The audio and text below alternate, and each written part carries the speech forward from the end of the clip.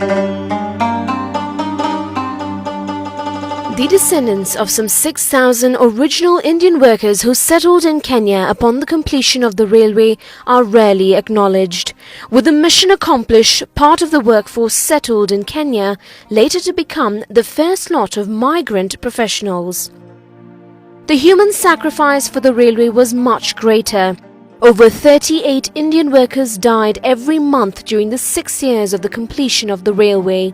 At the end, 2,493 Indian workers had shed their blood in the construction of the railway.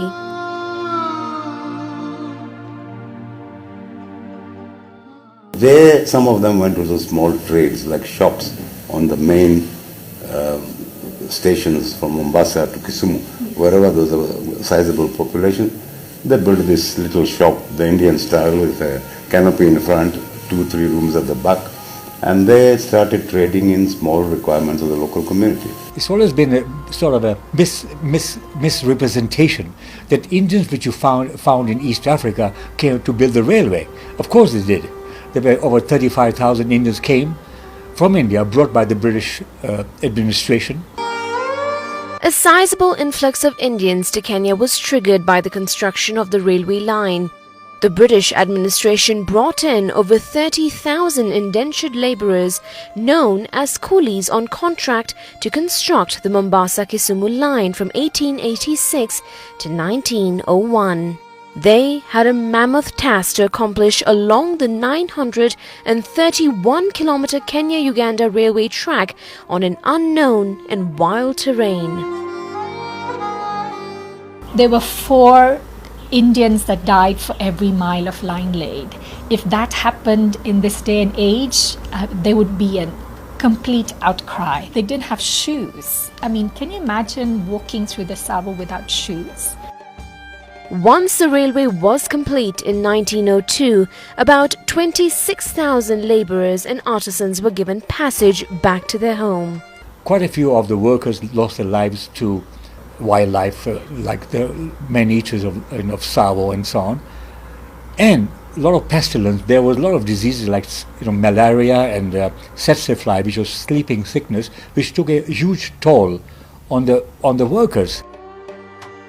The railway workers left a lasting legacy in Kenya's history. The Indian population in Kenya too has been growing. From about 12,000 in 1911, the Indian population grew to 98,000 and, at the time of Kenya's independence in 1963, rose to 177,000. It drastically dropped a decade later to 78,000 after Kenya's independence. Among the prominent descendants were Bhajan Singh Bhamra. At 80 years of age, Bhajan Singh remembers his childhood days next to the train stations. At the age of 16, Bhajan Singh was a fitter in the train. This skill was passed on from his father, who came in 1908 and was a train driver. And after a few years of repairing the train and putting coal, he eventually took on his father's shoes.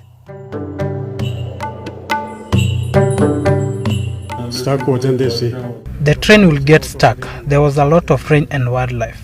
Herds of elephants that will interrupt our journey. What kind of people did you work with? Mixed Muslims, things. We used to work as brothers. So okay. Very nice people. The Indian labourers succeeded in building the 1,200 feet Salisbury Bridge, today known as Kibarani, that joins the Mombasa Island to the mainland. They built 35 viaducts in the Rift Valley and 1,280 smaller bridges and culverts.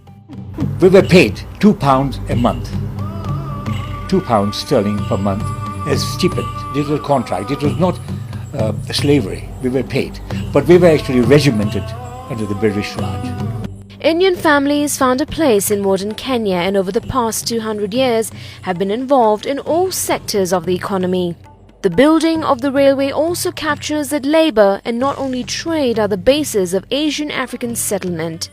Asian Africans enjoy a bicontinental tradition where they hold the culture of the Indian Ocean of their Asian ancestors but are deeply rooted in their African home.